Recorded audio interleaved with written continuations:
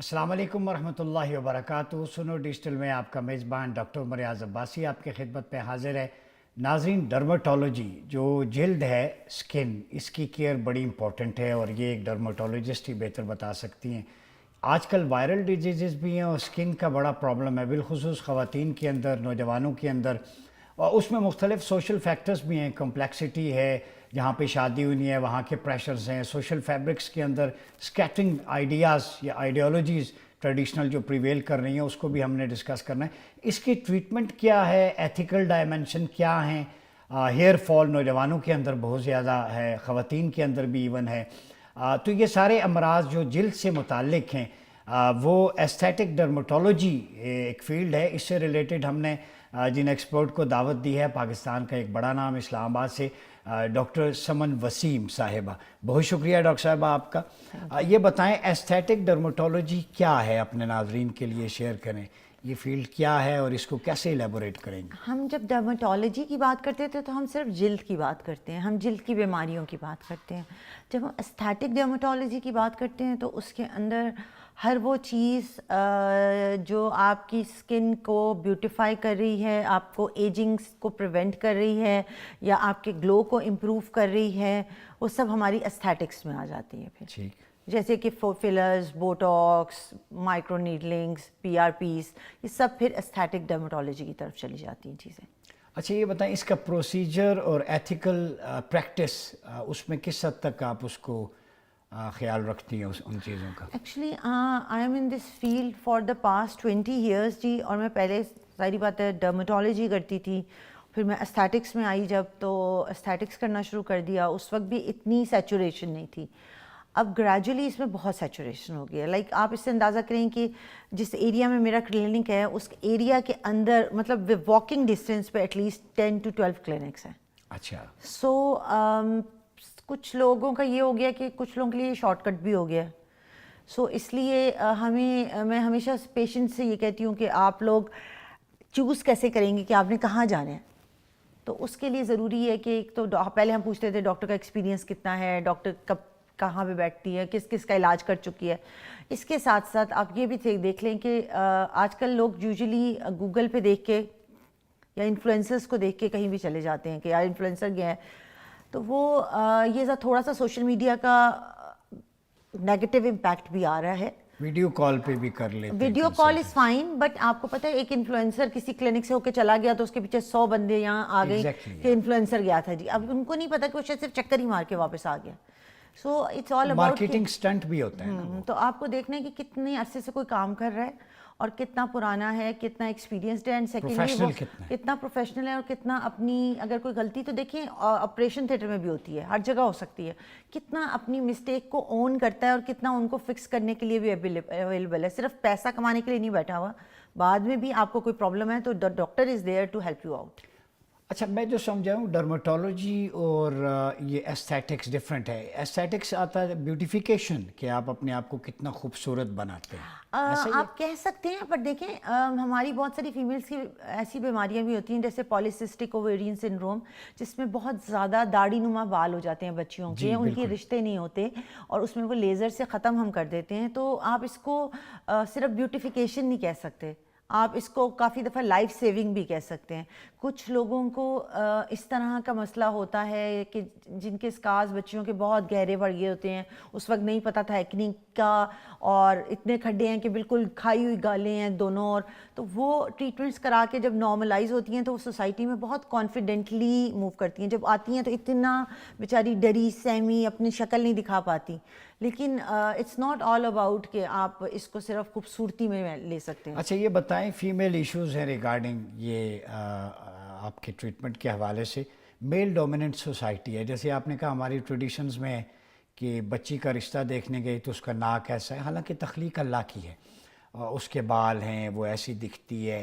तो फिर एक ये भी ट्रेंड पाया जाता है कि वो बच्चियों में भी कि चले हम इसको थोड़ा सा बिनाव सिंगार करें या बेहतर कर लें। एग्जैक्टली इस हवाले से आपके पास कुछ ऐसे केसेस? कि शादी से पहले बच्चियां इतनी स्ट्रेस्ड होती हैं कि पहले होता था, मुझे याद है हम लोगों के टाइम पे, कि हमें शादी से पहले ये स्ट्रेस होती थी कि पता नहीं हमारी शादी किससे होनी है, पता नहीं वो फैमिली कैसी होगी, हम एडजस्ट कर भी सकेंगे कि नहीं, हमें वापस नहीं आना। अब आजकल की बच्चियों की ये स्ट्रेस नहीं है। آج کل کی بچیوں کے یوزلی یہ اسٹریسز ہیں کہ یہی social media, male dominant society, social media پہ جو زیرو سائز دکھتا ہے تو ان کو لگتا ہے کہ ہر ایک اسی پیرامیٹر پہ فٹ ہوگا. ہمیں یہ بھول گیا کہ ایک سوشل میڈیا اور ایکٹریسز ایک ڈفرینس یونٹ تھا اور ہم ایک ڈفرینٹ ہیومن بینگز ہیں. And every human being is very very normal. اور اس کے فریکلز بھی ہوں گے، اس کی پگمنٹیشن بھی ہوگی، اس کے بال بھی گر سکتے ہیں، وہ ڈارک کمپلیکشن بھی ہو سکتی ہے. ایک تو ہماری عوام کو پیدائشی چٹے رنگ کا پتہ نہیں کیا شوق ہے کہ پٹھانیاں بھی آ کے کہتی ہیں ہمیں اور چٹا کر دو.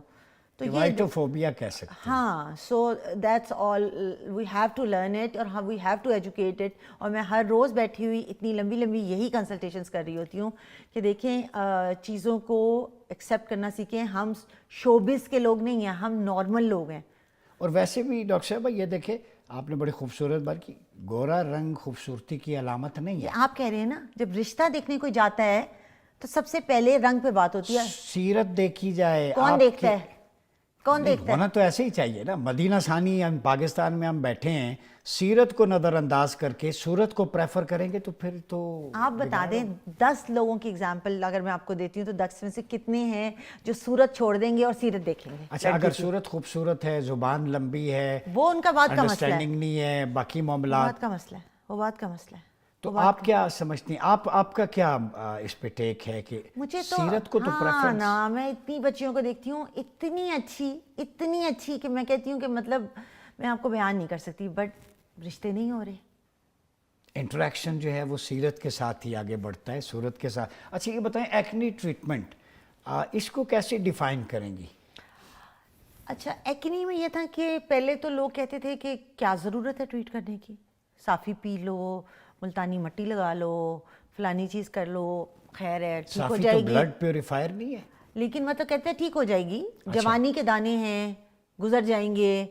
اب آپ نے کافی دفعہ دیکھا ہوگا کہ 2022 پہ آ کے وہی جوانی کے دانے تو گزر گئے، لیکن ان کے جو کھڈے تھے وہ اتنے گہرے تھے کہ ان کو بھرنے میں 5 سال 6 سال ہمارے لگ گئے، کیونکہ وہ اب آج کل کے بچے ان کھڈوں کو بھی برداشت نہیں کرتے. تو اگر آپ ایکنی کو ارلی ٹریٹ کرا لیں گے ڈاکٹر سے تو اس کا سب سے بڑا بینیفٹ آپ کو یہ ہوگا کہ آپ کے وہ سکارز جو کہ 2 طرح کے ہوں گے، ایک تو نشان ہوتے ہیں ریڈ سے وہ، یا پھر کھڈے، یہ سب سے کم پڑیں گے. جتنے کم پڑیں گے اتنی نارمل سکن ہو جائے گی بات کے لیے.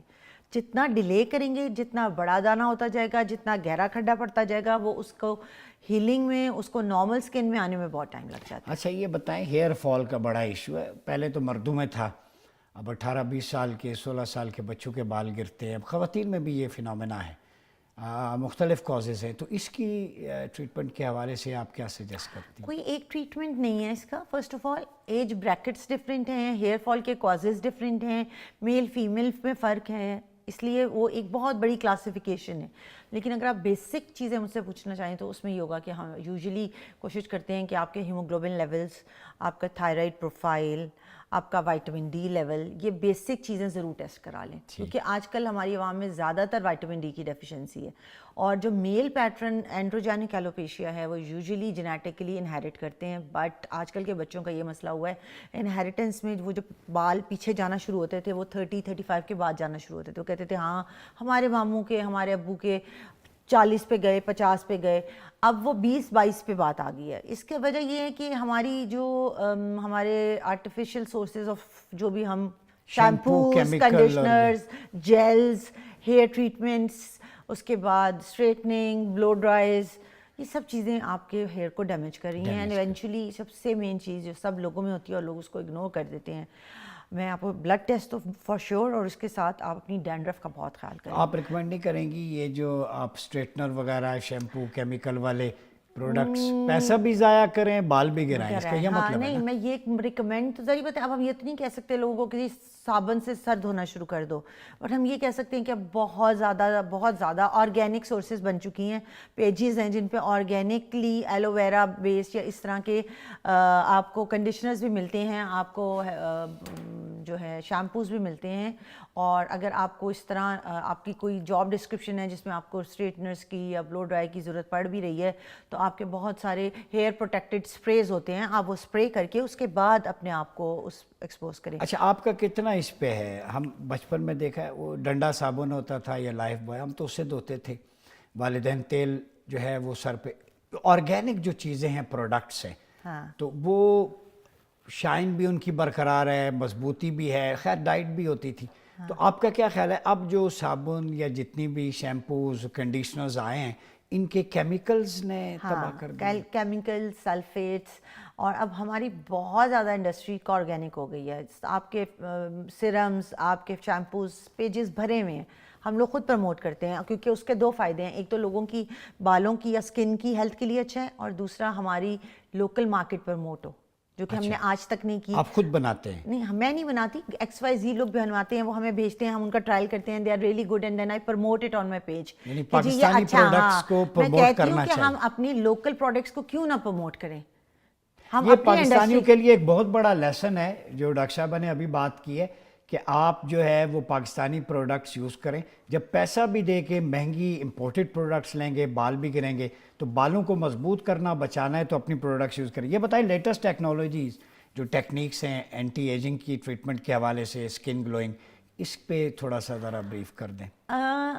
अगर आप 10 साल पीछे चले जाएं तो उस वक्त एवरीबॉडी वाज इनटू के हम बूढ़े ना हो जाएं, हमें एजिंग ना हो जाए। सो to prevent the ageing they were into Botox and fillers. Filler is always to fill the lines that are permanent, right? सो उनको इससे कोई फर्क नहीं पड़ता कितना, बस दे जस्ट वांट इट, जितना भर सकते हैं भरें। उसमें आपने पिछले कुछ 5-7 साल की उसमें देखा होगा कि बहुत कुशन फेसेस आपको नज़र आ रहे होंगे, आपके कुशन्स बने होते हैं, और वो फिर बाद में फिलर माइग्रेट भी करता है, और माइग्रेट करके वो मुख्तलिफ जगहों पे जाता है। आई में फिलर डाला है, माइग्रेट करके यहाँ तक आ गया, आप नहीं रहते, आपकी शक्ल बदल जाती है, आप लोगों को देखते हैं इनकी तो शक्ल ही बदल गई। समझे? It's not the plastic surgery, it's more about कि बहुत ज़्यादा करवा लिया कि बस हमें कहीं से भी एजिंग का पता ना चले। अच्छा। सो मैं सबको ये कहती हूँ, बिकॉज मैं खुद उस ब्रैकेट में से गुजर रही हूँ जिसमें एक एजिंग का फेज़ है मेरे ऊपर, तो आई से कि प्लीज़ आप लोग एजिंग को एक ग्रेसफुली एजिंग प्रोसेस लें। आप एज को रोक नहीं सकते, जिस तरह हम भूख को, प्यास को नहीं रोक सकते, हम एज को नहीं रोक सकते, लेकिन आप उसको ग्रेसफुली भी तो कर सकते हैं। आपको ये ज़रूरी नहीं है कि आप डॉक्टर के क्लिनिक से निकलें और आपको लोग कहें आपने क्या कराया, आपको तो नज़र ही नहीं आ रहा क्या करा के आए हो। हालांकि ये एक अच्छी बात है कि आप कुछ करा के आए हैं और वो पता भी नहीं चल रहा। तो आजकल के ज़माने में मोस्ट प्रॉब्ली मैं लोगों को रेफ़र करती हूँ इंटरनेशनली, तो क्योंकि सब लोगों ने फिलर्स को बहुत कम कर दिया है, और ज़्यादातर लोग जो हैं अब बायोस्टिमुलेटर्स की तरफ चले गए हैं। बहुत ज़्यादा लोग न्यूक्लियोफिल है, ये जो आप स्टेम सेल्स हैं, DNA सैल्मन का होता है, ये इंजेक्ट करते हैं, जिससे कोलेजन, आपका अपना कोलेजन स्टिमुलेट होता है, आपकी स्किन फ्रेश होती है, आपकी स्किन ग्लो करती है, आपकी स्किन टाइटन अप होती है। तो नेचुरल हेल्दियर तरीके से स्किन को रिबिल्ड किया जा रहा है। ठीक, अब ये बताएं, हार्मोनल डिस्टर्बेंस जो है उसका कितना इफ़ेक्ट पड़ता है ये स्किन पे, और कौन कौन से विटामिन्स ज़्यादा लेने चाहिए अगर आपकी स्किन और जिल्द को प्रोटेक्ट रखना है?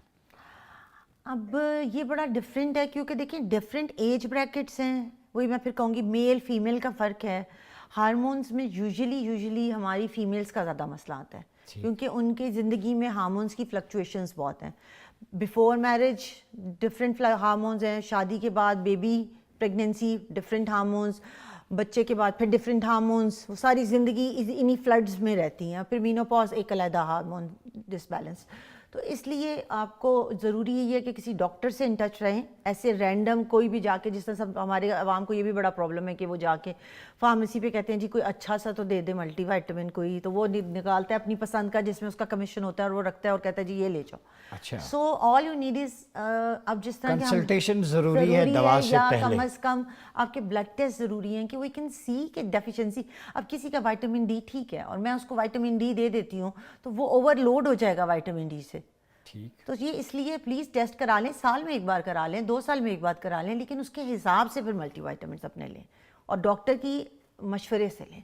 अच्छा ये बताएं, इस्लामाबाद में आपका है क्लिनिक भी, ट्रीटमेंट भी, तो रेशो के एतबार से मर्द ज़्यादा आते हैं ख़वातीन? सच बोलूँगी झूठ? सच, अब सच जिम्मेदारी के साथ सुनो, मैं तो सच ही है, लोग और सच तो सुनना चाहते हैं। औरतों का ये है कि औरतों को सब कहते हैं बहुत बोलती हैं, तो औरतें हर चीज़ बता भी देती हैं उस बोलने में। मर्द बहुत, I am sorry but composed होते हैं। सो अगर आप रेशो लें तो 70% 65% are female, rest are males. But mails usually बताते नहीं हैं کہ وہ کچھ کرا رہے ہیں، نہ ان کے ساتھ ان کے گھر کے کوئی بندہ آتا ہے کروانے کے لیے. وہ آتے ہیں اور وہ یہ بتا کے جاتے ہیں کہ کسی کو بتائیے گا نہیں. کبھی کسی سے پوچھا نہیں آپ کیوں کرواتے ہیں ٹریٹمنٹ؟ اسی لیے کہ we want brighter skin, we don't want the wrinkles, we don't want, کیونکہ ہمیں فیس لفٹ کرانا ہے، آپ ہمیں تھریڈس کر دیں، پر کسی سے ذکر نہیں کریے گا کیونکہ ساتھ آتا بھی کوئی نہیں ہے، تو وہ بس خود سے کرا کے چلے جاتے ہیں اپنے لنچ ٹائمز میں. عام آدمی تو نہیں کہے گا کسی سے ذکر نہ کریں، کوئی خواص آئے ہوں گے ان میں سے کوئی؟ عام آدمی بھی کہتے ہیں، ایون اپنی بیگم کو بھی نہیں بتائے گا، مجھے تو لگتا ہے. اچھا. آئی ڈونٹ نو، مجھے لگتا ہے males are a bit composed, they don't open up easily. خواص میں سے کوئی کبھی آیا ہے آپ کے پاس؟ اب وہ میں نام نہیں لے سکتی. اچھا، سیلیبریٹیز بھی آتی ہیں آپ کے پاس. ہاں جی. تو آپ کیا ریکمینڈ کرتی ہیں ابھی جو سیزنل، پہلے ہم نے دیکھا فلو کا ایفیکٹ ہے، وائرل ڈیزیزز ہیں، ان سے اسکن کو کیسے پروٹیکٹ کریں؟ ایک تو سورج کی روشنی سے وائٹامن ڈی، یہ تو درست ہے نا، ٹھیک ہے، وہ اسکن گرمیوں میں نہیں، میں سردیوں کی بات کر رہا ہوں. اس کے علاوہ جو نیچرل سن بلاک کو ہم کہتے ہیں ہر روز لگائیں، آپ چاہے سردی میں ہیں چاہے گرمی میں ہیں.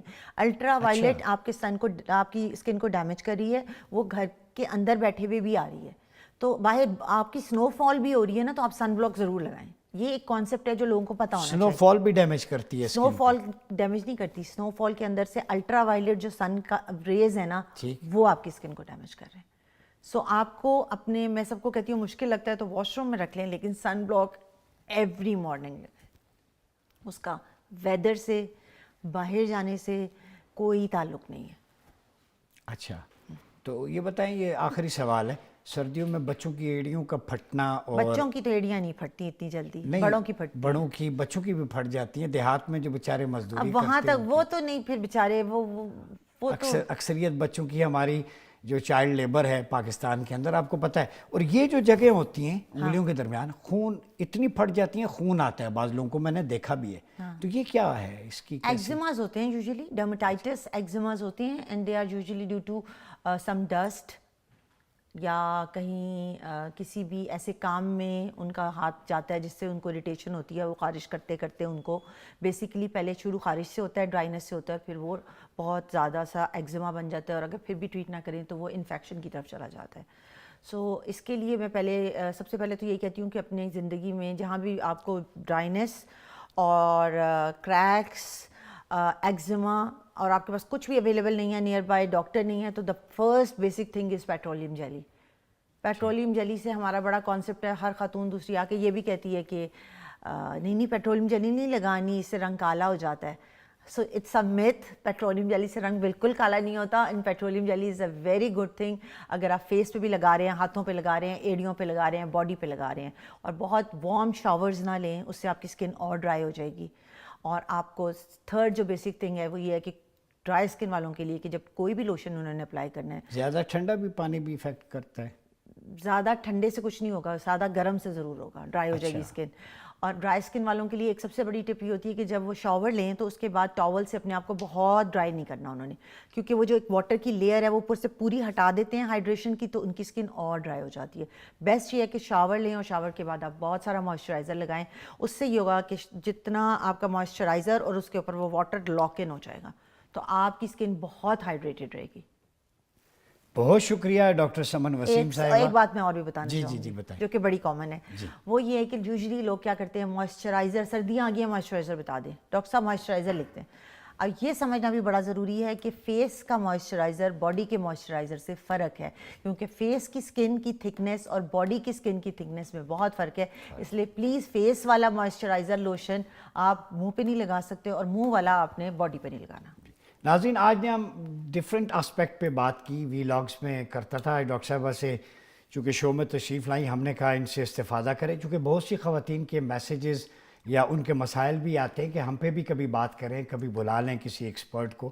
تو آج ہم نے خواتین کی آواز پہ لبیک کہتے ہوئے ڈاکٹر سمن وسیم کو بلایا، اور ان کے مسائل جو ایشوز ہیں اس سے ریلیٹڈ بات کی. اور ڈاکٹر صاحبہ نے ایک بہت امپورٹنٹ بات کی جو ہمارے دیہی حلقوں میں ایک رواج ہے، سر درد ہے، بخار ہے، وائٹامنز کم ہیں، تو جا کے میڈیکل سٹور میں کہہ دیا کہ جی آپ یہ لکھ دیں، بغیر ڈاکٹر کی پرسکرپشن کے، ریکمنڈیشن کے اور ٹیسٹ کروانے کے کوئی آپ ایسی چیز نہ لیں. اور سکن کی جتنی بھی ٹریٹمنٹ کے حوالے سے، ایکنی کے حوالے سے، اینٹی ایجنگ کے حوالے سے ڈاکٹر صاحبہ کا بڑا نام ہے، ایکسپیرینس ہے، ایکسپرٹیز ہے، انہوں نے کھل کے آپ کو بتایا. پھر بھی خواتین کی 65 سے 70% ریشو ان کے پاس جاتی ہے، مرد وہی مظلوم بیچارے 20-25% مظلوم. جو ان کے ہاں جا پاتے ہیں. اپنا بہت خیال رکھیے گا. اپنے میزبان ڈاکٹر مریاض عباسی کو اجازت دیجیے. اللہ حافظ.